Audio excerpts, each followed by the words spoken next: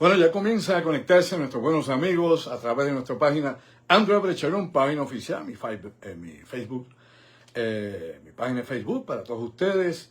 Ahí estamos como todos los viernes acá con ustedes en la otra realidad, acá trabajando un poco con la señal que de momento pues casi se nos va, pero acá estamos conectados una vez más con ustedes desde el fanpage Andrew Everett Chardon. Página oficial, recordándole que vamos a estar también a través de mi canal de YouTube, Andrew Everett Chardon, como siempre, el webmaster Carlos Figueroa va a estarnos subiendo esto a esa plataforma. Así que un abrazo a todos, gracias por estar con nosotros hoy viernes 16 de enero del año 2026, acá compartiendo en la otra realidad. Recordándoles también que en el segundo segmento estará vía telefónica con nosotros, en esta ocasión el ingeniero Orlando Pla, que no estuvo la pasada semana, pero ahora nuevamente pues se integra acá a la rotación con nosotros para platicar sobre todos estos asuntos que están impactando el mundo y que ahora pues podrían pues tal vez no cambiar la historia como la conocemos. Así que estamos en ese proceso de la existencia, en ese proceso de la historia donde pues todos pues estamos atentos, ¿no?, a los cambios que puedan surgir momento a momento. Gracias por compartir conmigo acá. Bueno, para ir entrando ya en materia de las cosas que nos ponen a pensar más allá de lo aparente, usted sabe muy bien que ya se anunció que el USS Iwo Jima acaba de entrar al muelle de Ponce esta tarde, ancló allí en la playa de Ponce, en el muelle, donde pues aparentemente va a estar todo este fin de semana y parte de los días o 2 o 3 días de la próxima semana, según la rotación que tiene la Marina de Guerra acá en el Caribe. Así que el USS Iwo Jima lo vamos a tener allá en Ponce. Supongo que algunos de esos marineros tal vez suban hasta la calle San Sebastián, donde muchos de nuestros amigos pues están hoy acá participando, ¿no?, de la fiesta de la calle San Sebastián, la celebración tanto cultural como de espectáculos que se da acá todos los años en esta fecha. Y bueno, nosotros acá con ustedes cumpliendo precisamente con lo que sí nos pone a pensar más allá de lo aparente. Así que disfruten la fiesta, los que vayan a ir mañana, los que vayan a ir más tarde, los que vayan el domingo, pues bueno, un poco de cultura, un poco de pueblo, un poco de distracción por aquello de verdad, no perdernos acá en este mundo de intrigas y de tantísimas cosas que se dan. Bueno, dicho eso, vamos directamente al grano, lo que me trae a mí esta noche acá a compartir con ustedes. Precisamente, hemos estado hablando el pasado miércoles de las declaraciones que había dado, ¿no?, el ministro de Relaciones Exteriores de Rusia, ¿no?, Sergei Lavrov. Y habíamos hablado de que Sergei Lavrov había estado, ¿no?, comunicando, ¿no?, a la prensa ya en Rusia, ¿no?, en Moscú, inclusive a la prensa internacional, de que él responsabilizaba a Estados Unidos por toda esta cuestión de la descomposición que está ocurriendo en la política internacional, ¿no?, de toda esta agresión y de todas las situaciones que impactan al mundo en estos momentos, de que toda esta situación que estamos viviendo, todo un poco de agua, porque si no, no puedo ir con la garganta, trabajé mucho hoy y tuve que hablar muchísimo, un poco de agua, mis amigos. Hoy tuvimos 2 conferencias y no es fácil. Bueno, la cosa es simple, mi amigo y mi amiga. Sergei Lavrov, pues desde su punto de vista y desde el punto de vista obviamente de Rusia, pues Estados Unidos es la causante de las penas de Rusia, de las penas del mundo, que incluso hasta se discute y trae a la discusión Dmitry Medvedev, al igual que Sergei Lavrov, que responsabilizan no solo a Estados Unidos por eso, sino que responsabilizan a Estados Unidos también por la misma guerra de Ucrania, ¿no? Hasta ese nivel ya llega, ¿no?, indicando de que las anteriores administraciones de los Estados Unidos, no solo la de Biden, sino las anteriores, ¿no?, llega Obama, todos los demás, pues estuvieron alegada y supuestamente pues creando las intrigas y los movimientos para que esta situación se diera, para comprometer a la Federación Rusa en una guerra como la que ahora se pelea, pero que no ha salido, ¿no?, alegadamente la idea o el plan que había, maestro, para desbancar o sacar a Rusia de circulación, pues no había funcionado. Pues bueno, mientras eso dice Lavrov, mientras eso dice Dmitry Medvedev, que recuerde usted que fue primer ministro de Rusia y fue también presidente de la Federación Rusa, el presidente Vladimir Putin declaró algo similar, o sea que están en la misma línea, en la misma página. Esta es, lógicamente, ¿no?, la vanguardia que abre a la discusión y a las declaraciones que pueda hacer Vladimir Putin precisamente sobre la situación internacional, ahora como lavándose las manos, como tratando de achicar la situación de Ucrania, que no es tan importante. Ucrania, pues bueno, está pasando, pero tiene otras razones, no tienen que ver nada con lo que está pasando en el acontecer mundial, pero bueno, aquí la situación pues lógicamente es más compleja que eso. Dice él definitivamente que el deterioro que está ocurriendo internacional pues tiene obviamente el origen occidente, de que no solo Estados Unidos, sino los países de la OTAN y otros países más pues han estado minando, ¿no?, todo el mundo, de punta a punta, es decir, los 4 puntos cardinales del planeta han estado obviamente siendo dominados por los intereses occidentales y que toda esta situación que ahora se vive, que es un caos básicamente y que definitivamente pues dentro de todo esto que está pasando no vemos tampoco una solución que se pueda tomar dentro de las Naciones Unidas porque Occidente ha creado una situación que es básicamente megalítica, que no permite movimiento ninguno y que aunque Rusia quiere, según Vladimir Putin, Rusia quiere salir de ese estancamiento, lograr la paz con Ucrania, lograr la armonía con Europa, lograr nuevos acuerdos económicos con Estados Unidos, que el mundo obviamente fluya, pues lógicamente todos estos impedimentos que no solamente surgen de Europa, sino obviamente señalando a América, a Trump que se supone que se lleva bien con él, pues definitivamente todo esto pues trae este impacto y este impasse a nivel internacional. El impacto del caos que alegadamente señala la Federación Rusa. Pero bueno, aquí es bueno saber lo siguiente, y es que si estamos al tanto de lo que se declara, precisamente inclusive el primer ministro de Polonia estuvo hablando, Donald Tusk.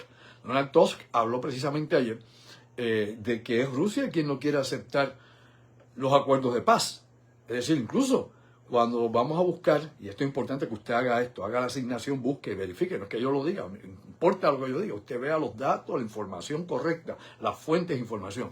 Pues bueno, dice este señor, Donald Tusk, que no es Donald Trump, es Donald Tusk, primer ministro de Polonia, que todo lo que se ha discutido y que todo lo que ha llegado inclusive a los países de la Unión Europea y de la OTAN sobre las negociaciones entre Estados Unidos, Rusia y Ucrania, lo que señala es que Vladimir Putin se ha opuesto a cualquier acuerdo, que ha sido un impasse continuo, que no quiere, que obviamente se firme la paz de ninguna forma, de ninguna manera, que él lógicamente tiene sus metas, como hemos hablado aquí, desde que esto comenzó en el 2022, tiene unas metas militares, tiene unas ambiciones políticas específicas y definitivamente, pues, al fin de cuentas, lo que quiere es expandir, lógicamente, el área de influencia que tiene la Federación Rusa. Algunos pues especulan de que quisiera, como hemos también aquí mencionado desde hace mucho tiempo, que otros especulan pues que él quiere también tratar de tener la capacidad de influencia en el perímetro que tuvo la Unión Soviética en su momento durante el siglo XX.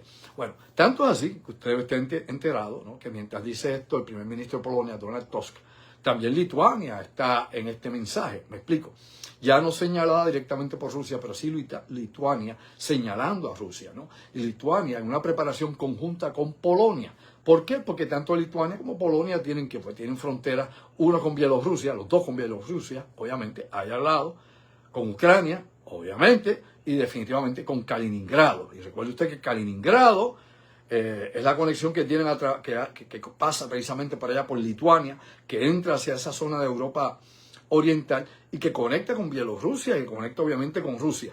O sea, ese es el paso que tienen ellos de paso allí. Por ende, a todo esto lo que voy es que Lituania precisamente lo que dice que ellos están en la preparación para a corto plazo tener la reacción militar lo más rápida posible, en conjunto con Polonia, es decir, sin señalar directamente a la OTAN, que ellos son pues obviamente miembros de la OTAN, aunque no mencionan a la OTAN, pero una operación rápida de respuesta ante lo que está pasando en Bielorrusia o lo que podría pasar en Kaliningrado, una vez Rusia quiera abrirse paso completo hasta Kaliningrado y tomar las tierras de la zona, pues lo que allá se habla en esa región donde usted y yo no estamos, obviamente esa gente tiene sus propias preocupaciones, como las tiene también Finlandia. O sea, todo el que tiene una frontera con un país que está en guerra o con un país que tiene este tipo de pretensiones, pues definitivamente tiene que estar preocupado. De la misma manera que lo está Canadá con Estados Unidos, de la misma manera que lo está Dinamarca con Groenlandia con Estados Unidos, o inclusive hasta México. Eso no es así. Así que cuando usted tiene un país que obviamente entra en este proceso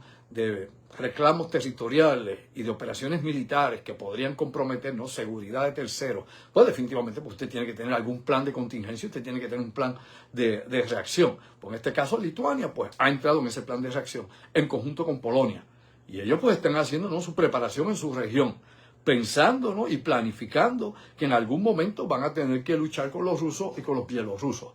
Pero también ha dicho Putin, y esto es importante, dándole seguimiento a esta nota, en el análisis que podamos aportar sobre la discusión, también ha dicho Putin, en más de una ocasión, que cualquier agresión contra Bielorrusia es una agresión contra la Federación Rusa. Es decir, que si se meten usted contra Lukashenko, Alexander Lukashenko, allá el hombre fuerte de Bielorrusia con su gobierno, pues usted está agrediendo directamente a Moscú y a Vladimir Putin.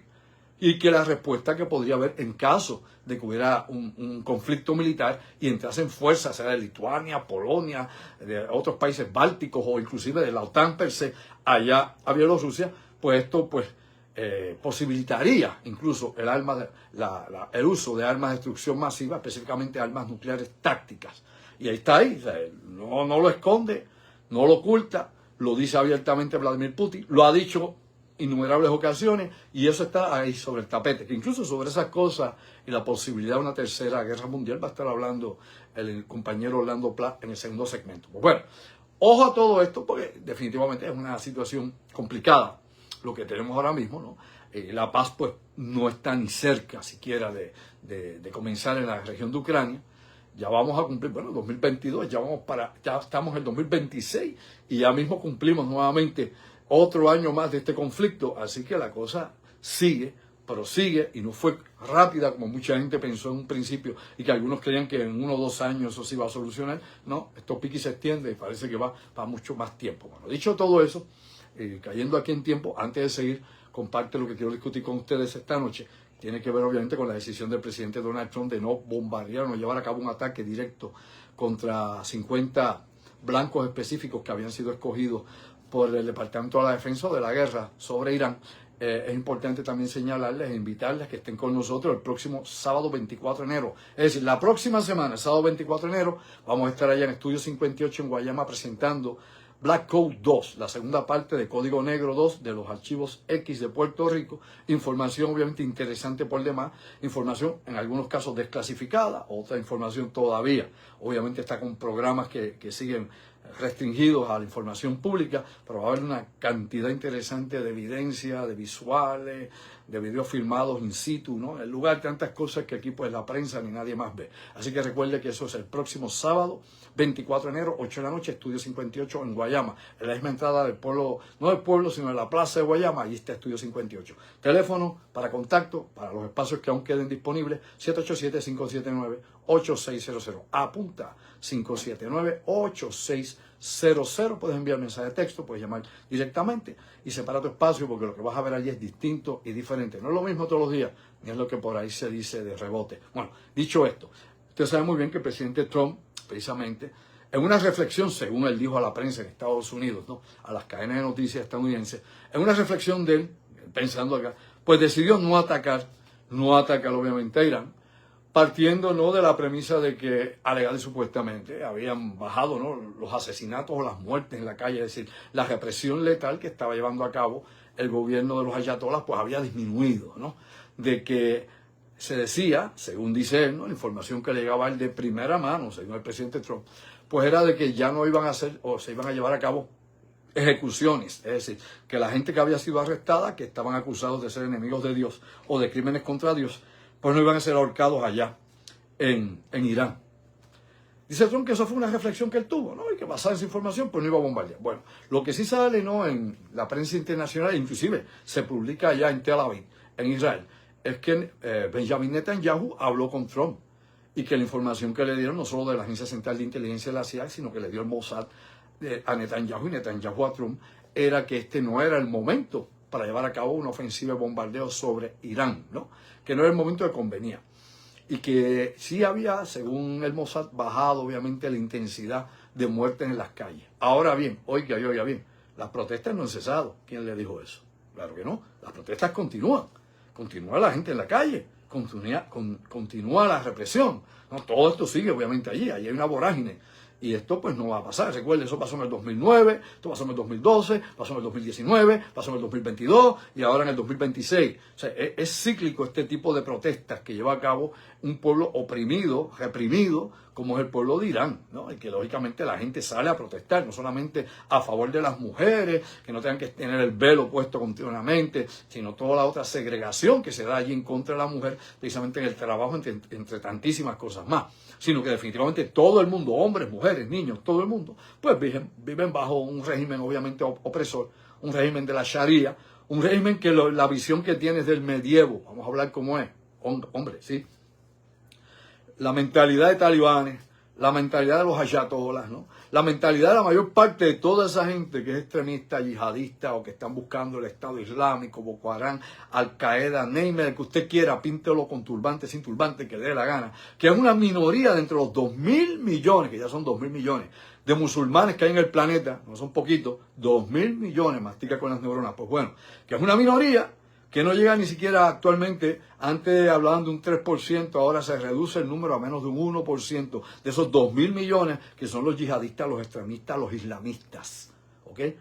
Acuérdense, hay obviamente el musulmán, está el islamista y está el yihadista. Son los tres niveles que existen. Y esto lo hemos explicado hasta la saciedad en muchas ocasiones. Por acá meramente lo menciono, aunque sea someramente. Ahora, dicho todo esto, pues eso también tiene otras implicaciones. No solamente toda esa revuelta social que hay dentro, ¿no? Toda esa cuestión de descomposición del sistema, toda esa cuestión de la opresión y la gente ya hasta acá porque no puede más, la calidad de vida malísima, la inflación, superinflación y todo lo que más que hemos hablado. Lo mismo que ha pasado en Venezuela, no lo sabía. Después que se llevaron a Nicolás Maduro, ha habido obviamente una inflación mayor de la que ya había en Venezuela, lo sabe, ¿verdad? Léalo. Ya que si antes le costaba caro, ahora le es más caro, una vez está obviamente la nueva presidenta a cargo, la señora Rodríguez, y luego pues todo el impacto que tiene esta situación económica en Venezuela, que es otro asunto que vamos a tratar en un momento. Pero bueno, acá sin salirnos no del camino de Irán, también pues hubo otro señalamiento que le dio el Departamento de la Defensa al presidente Trump y que le dieron sus aliados en la región. Y es que simplemente, aparte de lo que le haya dicho Netanyahu, para que frenara, y aquí es donde todo el mundo viene a cuestionar, ven acá, pero ¿quién manda aquí? ¿Israel o Washington? Es decir, ¿Tel Aviv o Washington? ¿El primer ministro acá o el presidente? ¿Quién es quién aquí? ¿O en alas cambiado o qué es lo que pasa aquí? Pues bueno, póngase a estudiar el asunto y se va a sorprender de muchas cosas que no son teorías de conspiración. Ahora bien, además de todo eso, los países aliados de Estados Unidos en Medio Oriente le advirtieron que no iban a permitir el paso aéreo, es decir, que no iban a tener libre acceso aéreo. Por ejemplo, lo dijo Arabia Saudita, mayor productor de petróleo de la OPEC, que está allí y que obviamente es aliado de Estados Unidos a tal nivel que ese es el petrodólar, así que hay que tratar con ellos de manera muy diferente a la de cualquier otro más. Se lo dijo obviamente Emiratos Árabes, otro gran aliado de Estados Unidos. Se lo dijo Jordania, que ha estado mano a mano con Israel y con Estados Unidos en diferentes operaciones combinadas que se han dado en la región. Es decir, atacando grupos yihadistas, grupos terroristas en la región. Jordania ha estado obviamente implicado en un sinnúmero de operaciones en Siria, junto con la Fuerza Aérea de Israel, junto con la Fuerza Aérea de Estados Unidos, entre tantos otros escenarios que se han dado. Así que esto es importante porque usted tiene que escuchar a sus aliados en la región. Usted no puede hacer porque me da la gana. No, usted tiene que escuchar. Claro, nada de esto impide que Estados Unidos no quiera mañana llevar a cabo un bombardeo, porque no se ha descartado esa opción, lo sabemos, ¿verdad? La opción no se ha descartado. Simplemente le dio un stop por el momento el presidente Trump a ver qué pasa de aquí a allá o de allá acá. Así que por el momento esa opción está ahí. Hay varias, pero no la ha descartado, pero por el momento alegada y supuestamente no va. Pero bueno, como le he dicho, Jordania, Qatar, Emiratos Árabes no autorizan, Arabia Saudita no autorizan el paso aéreo, obviamente, de Estados Unidos para bombardear esos aliados 50 blancos que hay militares, servicios de inteligencia,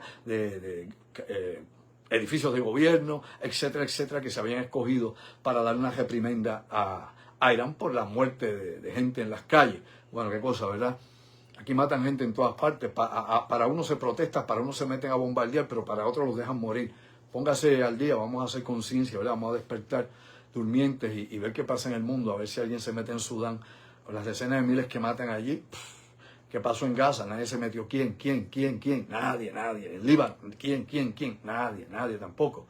Así que depende quién sea, cuándo sea, si es tu pana o no es tu pana. Pregúntele a la exgobernadora de Puerto Rico y usted sabrá si a usted le bendicen, si tiene padre y no se bautiza, si no, se queda como Juan Bobo. Vamos a dejarnos de esos aguajes, ese tipo de cosas por ahí, que es parte de la hipocresía, obviamente, política que existe en todas partes del bendito planeta, ¿no? Y aquí pues hay que despertar y hay que ser más honestos en todo esto, no solo intelectualmente, sino moralmente. Y eso se está perdiendo a pasos agigantados. Pero bueno, recuerde usted que estos países no es que quieran defender a Irán, porque la realidad, que aparte de Qatar, ninguno de los demás países árabes, vea si es o no es así. Bueno, Qatar e Irak, y anteriormente, en el pasado siglo, ¿no? En la década de los 80, el peor enemigo de Irán era Irak, y lo sabíamos, Saddam Hussein versus Ayatollah Khomeini, y la guerra que tuvieron allí, toda una década matándose, picándose, destruyéndose, hasta con armas químicas.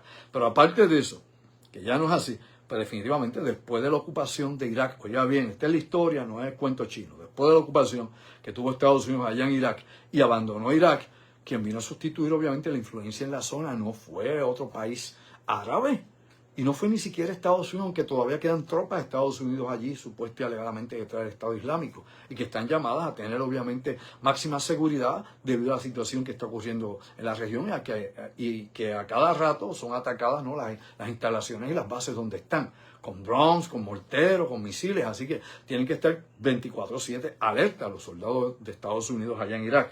Lógicamente este espacio lo vino a llenar Irán, su enemigo, el enemigo de los árabes, el persa, Irán. ¿Por qué? Porque incluso cuando Estados Unidos, y esto es un poco historia para que usted verifique, no que yo diga, verifíquelo, de la Z, verifique, simplemente, si no está, olvídese, es que no es. Pero bueno, la situación es esa. Cuando Estados Unidos destruyó a Irak, porque lo destruyó, ¿no? Atacó, destruyó procesadoras de agua, generadores eléctricos, transmisores, obviamente, de electricidad, todo lo que había, ¿no?, en la infraestructura para obviamente derrocar a Saddam Hussein y vencer sus fuerzas militares, pues también se bombardeó todo eso, se destruyó puentes, etc. Algunas de estas cosas se reconstruyeron. Pero en lo que la hacha viene y va, o iba y viene, o va para el otro lado, quien le daba electricidad, para que usted sepa, a Irak era Irán. No lo sabía, verifíquelo, búsquelo. Era Irán, no Estados Unidos y las inversiones que iba a hacer allí Halliburton, o se lo olvidó Halliburton. Nos olvidamos de Dick Cheney. Bueno, ese es el que tenía el gran bizcocho con Irak. Vamos a ver más allá de lo aparente. Pero la realidad que fue Irán. Irán le dio la corriente, Irán le vendía todas las cosas que no se podían adquirir en el mercado porque todo estaba hecho leña. Por años. Por ende, ¿qué pasó? Pues bueno, había ya también una gran población chiita o chií dentro de Irán. Saddam Hussein era sunita, era suní, era una minoría que gobernaba la masa. Pues bueno, obviamente se fueron alineando las brújulas hacia Irán.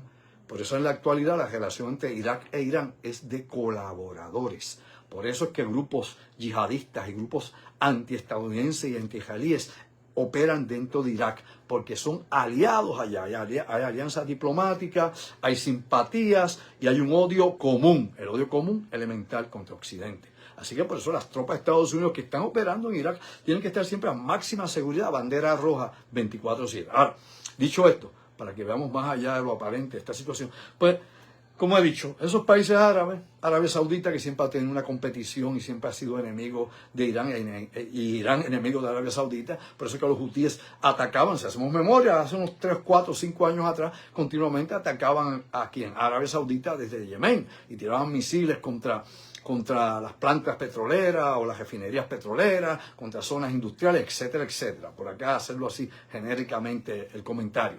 Ahora bien, a ellos definitivamente lo que les preocupa es que si Estados Unidos bombardeara, ¿no?, a Irán, e Irán bombardeara las 19 bases de Estados Unidos en la región, o bombardeara o atacara con misiles hipersónicos, drones o lo que tuviera, misiles balísticos, lo que tenga a la mano, a Israel, pues obviamente se iba a desatar el infierno allí y que iba a haber una guerra regional. Probablemente esa guerra regional se iba a expandir porque si Irán atacara a las bases que tiene Estados Unidos, estaría atacando obviamente a Qatar, estaría atacando a otros países de los Emiratos Árabes, estaría atacando por ejemplo a Dubái, estaría atacando a todo lugar donde hubiese base de Estados Unidos, disparándole. Así que estaría atacando a países del perímetro, es decir, de la zona. Por ende, ellos no quieren que eso suceda, porque entonces todo el mundo va a estar involucrado en una guerra que obviamente va a parar las economías, y esos países dependen del petróleo, y precisamente como depende del petróleo, pues, ¿qué es lo que ha amenazado desde el día 1, desde siempre, el gobierno de los ayatolás? Que ellos van a bloquear el estrecho de Hormuz, y todos esos países, todos necesitan el estrecho de Hormuz. Por ende, nadie quiere que se cierre el estrecho de Hormuz, que se acabe los billones de dólares. ¿Y cuál sería el impacto a nivel mundial? Pues bueno, la economía se va a estrellar por ahí para abajo. Así que no quieren que ese bombardeo sea en este momento. Ni Israel lo quiere, ni los países árabes. Ni Israel, ni los países árabes son aliados de Irán, básico. Pero, como hemos dicho, el que mejor relación tiene con ellos es Qatar y, lógicamente, Irak, por lo que pasó históricamente, o por la experiencia histórica que hay directamente con la invasión de Estados Unidos y la deposición del poder en su momento de Saddam Hussein. Pero bueno, seguimos por acá porque ya mismo el ingeniero Orlando Plata estará con nosotros en un ratito. Esto vamos lo más rápido posible. Un poco de agua. Bueno, mientras decimos todo esto, Y estuvimos hablando obviamente de Irán, y bueno, habría que mencionar obviamente al príncipe heredero Reza Pahlavi, bueno, heredero de Shah de Irán, que lo sacaron en el 79, cosa que hemos explicado en muchas ocasiones, que sigue exiliado en los Estados Unidos y que ha hecho una promesa a Israel. Sí, Reza Pahlavi le hizo una promesa a Israel para que Israel lo apoye, como le ha hecho una promesa a los ciudadanos iraníes, de que él los va a liberar del yugo de la Sharia, de toda esta cuestión teocrática, y que va a traer un país libre y con democracia, ¿no? Sería la segunda democracia, entre comillas, allá en Oriente Medio, y que Reza Pahlavi la va a traer. De hecho, que dice que entre las primeras cosas que haría, ¿no? Una vez cayese, ¿no?, el régimen de los ayatolás, el de Khamenei, que es el Jamenei, que es el actual gran jefe allá, o el gran líder supremo en Irán, es que promete reconocer a Israel a primera instancia, y que obviamente va a ampliar los acuerdos de Abraham que se tienen firmados con países árabes, y que los persas pues entrarían en esa negociación. Recuerde usted, memoria, antes del 79, Israel e Irán eran aliados. Sí, vamos a buscar la historia. Tenían una gran relación comercial, tenían una gran relación obviamente de intercambio cultural, tenían una gran relación política, sí, señor, diplomática, y sobre todo una relación militar. Oh, sí, vamos a hacer el ejercicio, la asignación, vamos a ponernos todo así. Era todo eso antes que llegara la Ayatollah Khomeini en aquel entonces. ¿Y por qué Khomeini la cogió contra Estados Unidos y contra Israel? Porque precisamente quien torturó a Khomeini cuando estuvo bajo control del Shah de Irán, antes de que fuera, obviamente, llegara o se pudiera refugiar allá en Francia, en París, fue el Mossad israelita. Y obviamente pues aquí viene una vendetta personal por lo que le hicieron y por lo que afectaron no solamente a él, sino a otros que lo rodeaban también en aquel momento, porque Shah de Irán era también un tipo zápatra, o sea, era un tipo como Saddam Hussein, y que obviamente sí tenía cuestiones occidentales, pero era para la élite de arriba, o sea, el resto del pueblo iraní, que Dios reparta suerte. Lamentablemente eso es así, esa es la historia de la humanidad, no nos engañemos, esa es lamentablemente la historia de la humanidad. Pero bueno, vamos por otras cosas que nos ponen a pensar más allá de lo aparente. Usted sabe que ayer precisamente se dio un par de cosas interesantes en el mundo. Vimos precisamente esta semana a María Corina Machado, que fue ahí, se reunió con el presidente Trump, una pequeña reunión, un pequeño rato, o sea, no fue una gran reunión. Obviamente le otorgó el premio Nobel, que le habían dado los noruegos. Los noruegos se enchismaron allá porque dicen que ese premio no se puede regalar, no se le puede ceder a otra persona, pero bueno, ella se la llevó a Trump y le dijo que Trump se lo merecía por todas las cosas que ha hecho, o sobre todo, pues, para ella sacar a Maduro del poder. Así que se la regaló a Trump. Así que Trump lo va a tener como un souvenir, porque no es un premio oficial, es un premio que le dieron a ella, pero ella se lo cedió a Trump. Tal vez parte de la estrategia de ella pues ser más simpática con Trump, porque como Trump la descartó desde ya, ella no tiene nada que buscar allí, tendrá que esperar el día en que haya la transición en Venezuela, como ha anunciado Estados Unidos que se va a dar en algún momento, sepa usted, de 1 año, 2 años, nadie sabe, eso es un secreto de Estado. En algún momento habrá unas elecciones, yo creo que ya el otro señor va a estar muy mayor para correr para cualquier posición, pero por lo menos ella todavía estaría disponible. Pues bueno, la situación es que ella fue allá hasta el mundo. El mundo no va a estar disponible para una futura elección, de eso no me cabe duda. Pero obviamente fue allá a Washington y trató obviamente de pasarla bien con Trump, hacerlo sentir bien, etcétera, etcétera. Y fue una movida, no una movida política. Pero mientras ella se reunía con el presidente Trump, pues obviamente acá Delcy Rodríguez estaba ya, como ya todos sabemos, reunida allá en Caracas con el director de la CIA, ¿no? Allá, según el New York Times, que fue quien trajo esta noticia, y que luego otros periódicos en Estados Unidos le han dado cobertura a esta noticia, pues el director de la CIA, John Ratcliffe, estaba allí en Caracas. Es interesante porque ese es el primer miembro del gabinete del presidente de los Estados Unidos de alto nivel que visita, obviamente, a Venezuela después que sacaron a Maduro de allí. Recuerden que en el 2019 habían sacado la embajada de Estados Unidos de Caracas y que la embajada de Estados Unidos ya regresó a Caracas como parte de la operación de la Agencia Central de Inteligencia, la CIA. Tiene que haber una embajada, porque la embajada es básicamente un centro de operaciones del Departamento de Estado y de la Agencia Central de Inteligencia. Eso es elemental en la cadena, obviamente, de informática que usa Estados Unidos a nivel global. Pero bueno, ahí tenemos precisamente a Mr. Ratcliffe, que estuvo reunido con esta señora, con la presidenta interina de Venezuela, Delcy Rodríguez. Estuvieron hablando de cosas que no le dicen a nadie. La generalidad es que estuvieron hablando de seguridad, ¿no? Estaban hablando de cómo se iba a correr la cosa. Asumo yo que él estaría diciéndole que no quería allí, quería que se localizaran e identificaran. Asumo yo, esto me lo imagino yo no lo sé. Nadie lo sabe por ahí. Así que yo partiendo de la premisa o partiendo de la especulación para ser real, ¿no? Mi idea sería de que él estuvo hablando con ella y le habrá dicho que no quiere agentes de Irán allí, que identifique. No que no los quiere, que identifique los agentes de Irán y no los quiere allí. Que identifique los agentes chinos que hay allí y no los quieren allí. Que identifique a los agentes rusos y no los quieren allí. Y que identifiquen a los agentes del G2 cubanos que están allí y que los saquen de allí, pero que los identifiquen. O sea, que Estados Unidos quiere una lista de nombres, apellidos, fotos y de todo el mundo. Sí, así que trabaja esto. ¿Usted cree que fue allí a decirle, vamos a tomar un cafecito, un marronito aquí, sí, chévere, vamos a ver qué pasa con el petróleo? Por amor a Dios, no vamos a hacer bobos, ¿verdad? Ni boludos, no chupamos el dedo. Simple y llanamente fue a eso. Por eso es que va el director de la Agencia de Inteligencia. No mandaron al de Comercio, ¿o no? No mandaron al del Tesoro. Más no mandaron ni a Marcos Rubio, lo enviaron allí. Mandaron al de la CIA. Así que es elemental. El de la CIA fue a ver allí cuál es el aparato de inteligencia que está montado aquí. ¿Cuáles son tus agentes? ¿Cuál es tu agencia? Esta es la información que yo tengo. Verifícame esto. Quiero que me contestes esto. Y esa fue la reunión. Y es la primera de otras reuniones, para que lo sepa, porque se entera a tiempo. Esta es la primera de otras reuniones. Las otras reuniones que van es para identificar, obviamente, y a anular a los grupos paramilitares, a las guerrillas y a los carteles que vienen de Colombia y Venezuela, en la región, obviamente, de la frontera con Colombia. Ese es el otro paso que hay, obviamente, de inteligencia aquí, de intercambio de información y de operaciones que tiene que llevar a cabo Venezuela. Me explico, las Fuerzas Armadas de Venezuela. Ahora viene, obviamente, pues van a expulgar todo eso. Van a ver quién es quién, van a sacar quién es quién, van a ver a quiénes ponen. Así que es bien interesante todo esto que está pasando, porque nuevamente a control remoto desde Washington ya están moviendo la ficha acá y que obviamente Delcy Rodríguez quiere estar ahí el mayor tiempo posible. Lo que ha dicho el gobierno de Estados Unidos, dígame si es o no es así, es que obviamente esto va a ser de transición, que esto se está esperando que en algún momento pues vaya a ocurrir, ¿no?, unas elecciones. ¿Cuándo? Es lo que no se sabe. ¿Quiénes serán los candidatos? No lo sabemos. Pero la pregunta de Rigol es: ¿qué van a hacer con Diosdado Cabello? ¿Qué van a hacer con Vladimir Padrino? ¿Se van a quedar ahí? Pues si los dos están acusados igual que Maduro, ¿es o no es así? ¿Sí? Con los mismos cargos, de la A a la Z, la misma cosa. ¿Se van a quedar ahí en el poder? Vladimir Padrino sigue hablando y haciendo puño en contra de Estados Unidos y obviamente no pregunte usted por el otro. O sea, ambos definitivamente están en la misma retórica. La única que ha venido ahí suave, porque ni siquiera el hijo de Maduro, obviamente todos ellos, Nicolásito también está tirando puños al aire. Así que tenemos a Vladimir, Nicolásito obviamente, y a Diosdado haciendo obviamente campaña negativa dentro de Estados Unidos, mejor dicho, dentro de Venezuela contra Estados Unidos. Aclarado el punto.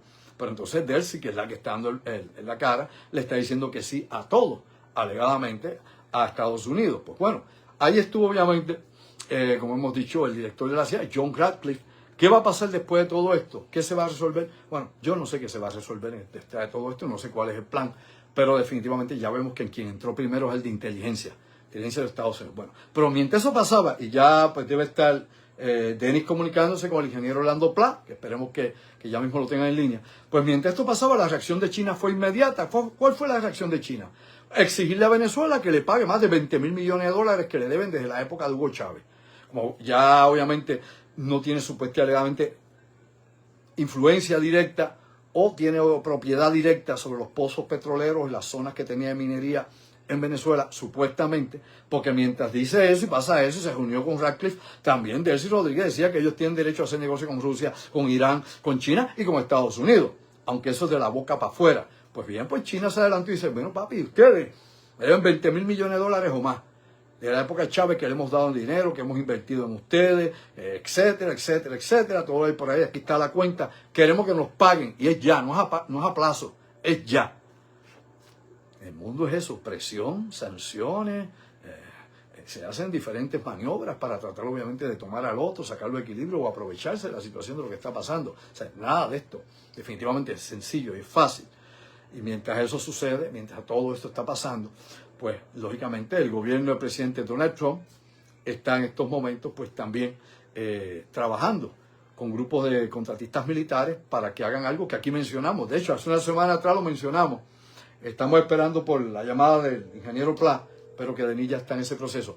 Hombre, usted sabe que aquí habíamos mencionado precisamente de que en Afganistán habían muerto más de 30 y pico mil de contratistas, más que soldados activos. Que en Irak fue lo mismo, que en cualquier operación en Siria, Libia, Menciona que usted quiera, donde quiera que se explote petróleo y haya interés de Estados Unidos, no se llevan soldados a la larga, ¿no? Al principio sí, después entran los contratistas militares. Pues bueno, lo que ha hecho precisamente o está haciendo en estos momentos el gobierno de Washington es buscando las empresas de contratistas militares para garantizar la seguridad de los pozos, obviamente de los gasoductos, de los oleoductos y de todo lo que pueda hacer la industria petrolera allá en Venezuela para los intereses de Estados Unidos. Me explico brevemente, que ya está hablando acá en línea. Los contratistas volverán a hacer el trabajo de siempre. Proteger, obviamente, todo ese capital que se va a invertir allí, toda la infraestructura y sobre todo la producción de petróleo de las compañías multinacionales de Estados Unidos que empiecen, obviamente, a extraer ese petróleo allá en Venezuela. ¿Qué va a pasar con los demás? No sé. Cuba, pues vamos a ver qué pasa con Cuba, que la gente está muy preocupada por Cuba. Estados Unidos deja que Cuba se caiga sola. O sea, no va a gastar demasiado fuerza por el momento. El mundo está en eso, mi amigo. Con Orlando, pues vamos a hablar un momento de lo que está pasando, obviamente, en Groenlandia y otras situaciones que están ocurriendo en otras partes del mundo, que nos tenemos que poner acá atentos a la situación mundial, más allá del jolgorio, el vacilón, la fiesta. El mundo no se para porque nosotros tenemos en fiesta acá, ¿sabía, verdad? Ni le importa a nadie. Simplemente el mundo continúa y sus efectos colaterales nos llegarán en su momento. Así que hasta aquí estamos en el primer segmento. Los amigos en YouTube busquen la segunda parte. Acá nos quedamos con ustedes conectados acá en el Facebook Live que estamos haciendo desde Andrew Álvarez Chardón, página oficial. Un poco de agua y Webmaster Carlos Figueroa. Aquí da el corte para la segunda parte con el ingeniero Orlando Pla. Un poco de agua con la venia a ustedes.